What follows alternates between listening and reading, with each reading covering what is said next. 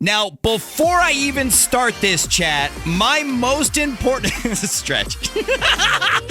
My most important question is, how do I know this is the real ANABEL England and not ANABEL England _5724173?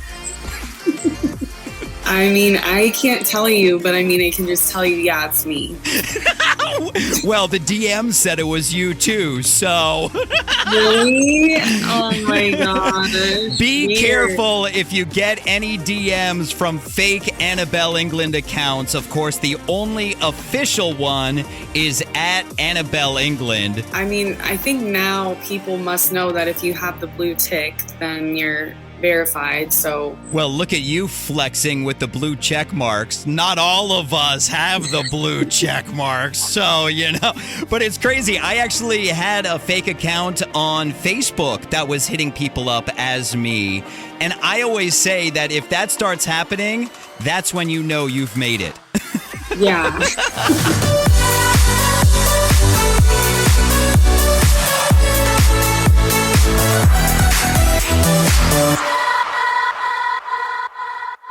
ANABEL England, the real ANABEL England. Welcome back to America's Dance 30. Thank you. Thank you. Always good to see you. Always, always. Always great seeing you too. Now, is this your 8th number one?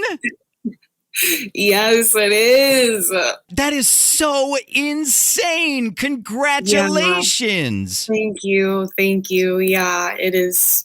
It's insane. I'm so grateful. Like I'm sure I probably say that every time, but I mean, to have the constant support of all the radio stations, like in the dance world, it just means so much to me. And, I've finally been able to meet people in real life because things started taking off for me during 2020. I still haven't met you, but I will in March, right? Met you. Thanks for throwing that in my face too. Jeez. I know. Yes, but hopefully in March. Too. Yes, hopefully. We're speaking it into existence that you and I are going to meet. And I met Harmony from Seattle. And keep going. Thanks. Keep going. Keep rubbing my nose in it. I appreciate it. To be Brian Fink, but I'm just. It kind of hits you once you go to these different places and hear the radio stations playing and actually see them playing my music. It's crazy. It feels like I won the lottery or something. Yeah, I saw the video you posted of you in Seattle with the kids at the school, and that was so incredible. And that's got to be so awesome. Like you're saying, finally seeing it in person. Yeah, it was cool. And we were driving to the station while listening to the station. And when we walked in, we saw a student was, playing the music. So they're teaching kids how to run the radio station. And then I just kind of was like, oh, so when are you going to play my song? And he was like, I don't know. And then I ended up convincing him to play my song. I mean, it didn't take much convincing, but it was really fun. It was really sweet. Yeah, it's so awesome what they have going in Seattle. I know that Harmony is just amazing with her kids, which is so incredible. Not only congratulations on Need Me Right going number one, but for the 3rd year in a row, Best Dance Artist at the iHeartRadio Music Awards nomination, which is just incredible. Thank you. Yeah, that is incredible. Absolutely incredible, especially because last year was a bit of a slower year in terms of music releases, but I still had a couple number ones, and, that's a big deal. And I had a baby, I got married, I did all the things. So on top of that and having career success, being nominated again is just incredible. So put aside that you're on your 8th number one at this point, put aside that you're playing festivals and all the shows, is it still crazy to see your name listed with all these other incredibly big names? It is. I mean, the iHeart Awards are a big deal. And seeing all the celebrities that are nominated for different categories and just being a part of that just feels really special. And the first time I was nominated, it was COVID and they weren't really doing a big thing. And then the second year I was nominated, I was literally 8.5 months pregnant, about to pop. And they were like, do you want to go? And I just was like, I'm going to do you guys a favor and just sit back on this one. But this year I can actually go. And it's just going to be cool to be there and be a part of. And like Heidi Klum was announcing the award last year. So just to see who's going to announce the award this year and, you know, just to be mentioned along those names is really amazing. Well, just like you put it into an existence that we're going to meet in person, I am putting in existence right now that you are going to win Best Artist for Dance Radio at the iHeartRadio Music Awards. I'm not saying it's going to happen. I'm just putting it into existence. I mean, yeah, I think the first year I was nominated, I was a lot more, for some reason, just thinking that I was going to win. But it's one of those things that takes time, and I don't know. I hope I win, but at the same time, just to be nominated is really amazing. Yeah, that's so incredible. Let's talk about your number one, Need Me Right. How was this song born?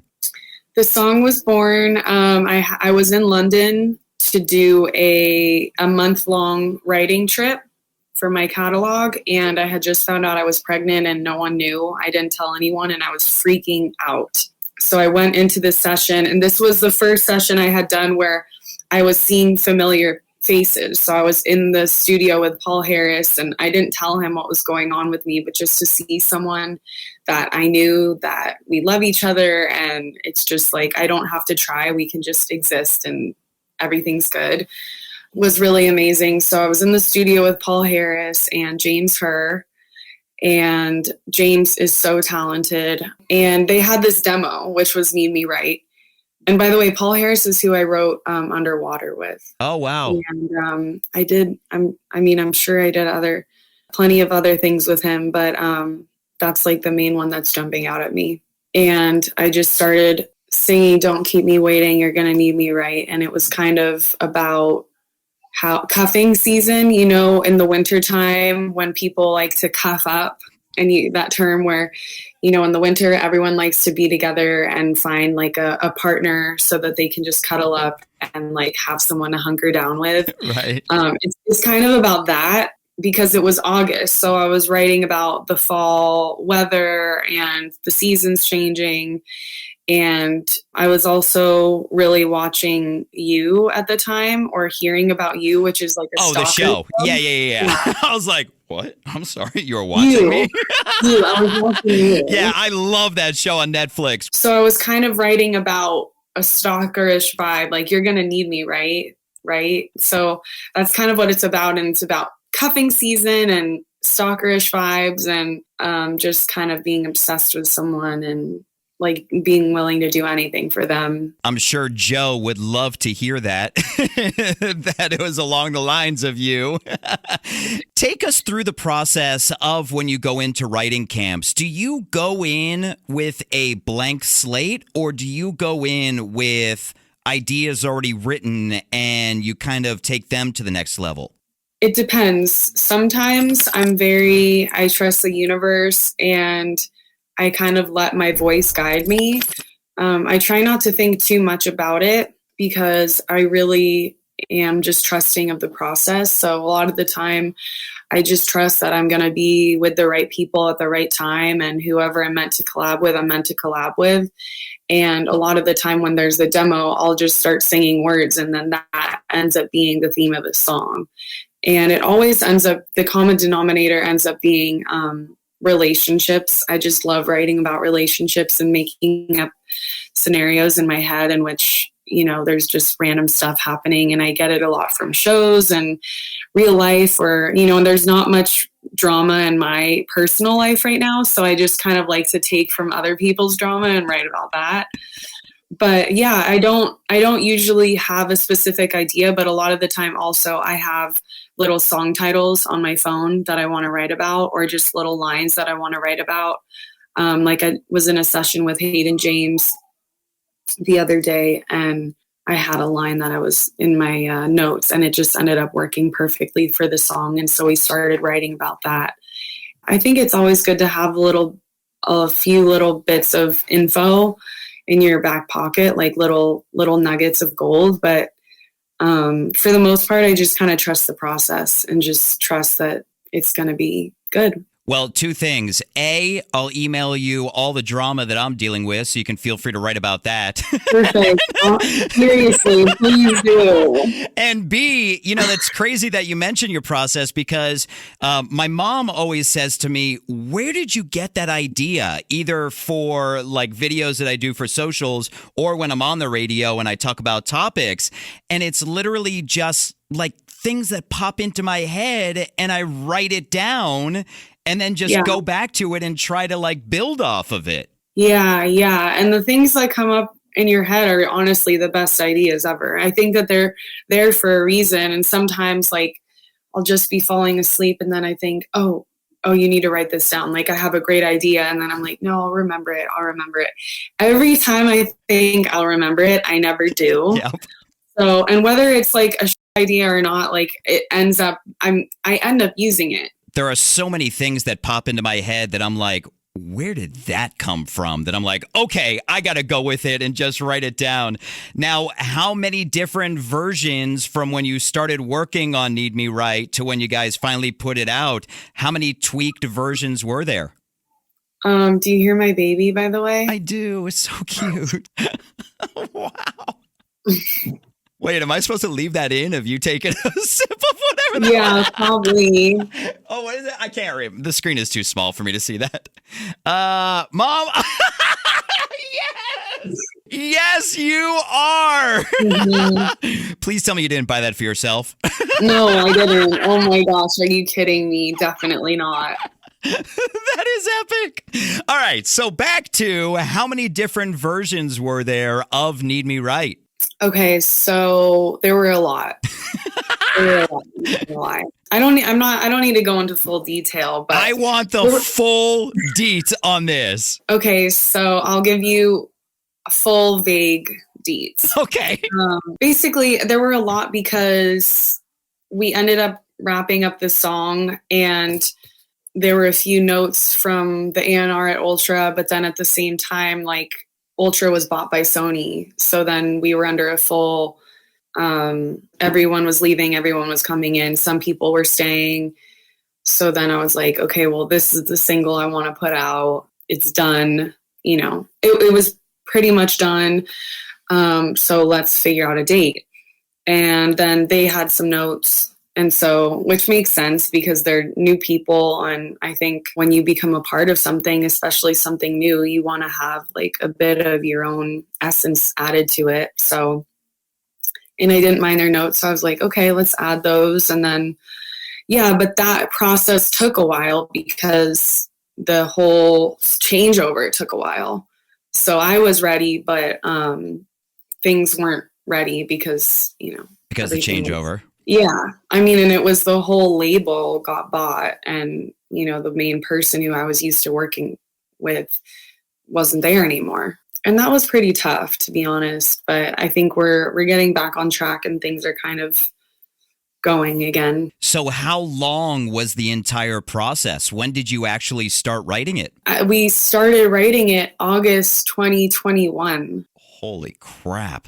Yeah. And so that's why I was like, okay, because, I had put out Light Waves. Light Waves was like the song because I knew I was going to have the baby and I knew like that song was going to come out and then Low was going to come out. So I had a few songs, but then I was like, okay, like the changeover happened, I want to say ending of 2021, beginning of 2022. So they were like Light Waves was put out under the new people, but that was already scheduled to come out. So I think I was like, okay, like Low's come out. I've had my baby. Like I need to put something else out right now. Right. You got to keep it going. Yeah. So, and then Need Me Right was perfect, because the other Ultra team really loved it. I really loved it. I love who I worked on it with. And then this new Ultra team really liked it. So it was like, okay, it's done. And just for time's sake, I would like to put this out because, you know, I'm used to putting out music now, like since 2020. I mean, things have been coming out, but at the same time, it takes a while for songs to build. So it takes a while for songs to breathe and have some time. So I don't think releasing a song every month is really going to do me any good anyway. And as a programmer, I appreciate you realizing that. I mean, I love me some ANABEL ENGLUND. I don't know if I would love me some ANABEL ENGLUND every single month and try to program that on a radio station. Yeah, exactly. So it takes time now, and it's not, you know, where I am now is different than where I was in 2020. So it's just a different rollout plan, and I'm okay with that too, but I like, you know, being front and center. And you are front and center with and I am right now. I'm number one. You are number one. Now, who produced Need Me Right? Because it's got a different sound to it than the normal ANABEL ENGLUND. Yeah. So James Herr produced Need Me Right. Gotcha. He's done a lot of like behind the scenes production. Hence, you know, this just being my solo record. There's no producer attached to it. So yeah, he's done a lot of more behind the scenes, but I've seen now that he's starting to put out his own music with his own name. And I think he just put something out. I don't know. I've been following him on Instagram. So I saw he just put something out, but he makes a lot more like club bangers. Well, he killed it with Need Me Right. It is such a great sound, which P.S., speaking of Ultra, the amazing Phil said to pass on his congratulations. He wanted me to be his congratulations mule since he couldn't be here. So congratulations from Phil. Congratulations from me. And thank you so much for your time on America's Dance 30. Thank you. Yeah, so happy to see you, and I cannot wait to see you in March. Yes, and when we do, we're going to have to do some Eating with ANABEL videos. Oh my gosh. Okay, what do you want to try? How is that not a YouTube channel already? I know. Maybe I should put my lives on YouTube. You should. But yeah, we try to do like the most cringe new item on the menu of just some random like fast food restaurant. Did Taco Bell reach out to you and say, hey, we're going to need you to pull down that video? No, and I'm honestly really upset that Jack in the Box only refunded me like a few things because they missed a lot on our past order. Not that we're calling anybody out or anything, but that is hilarious. Jack in the Box, do better. Do better.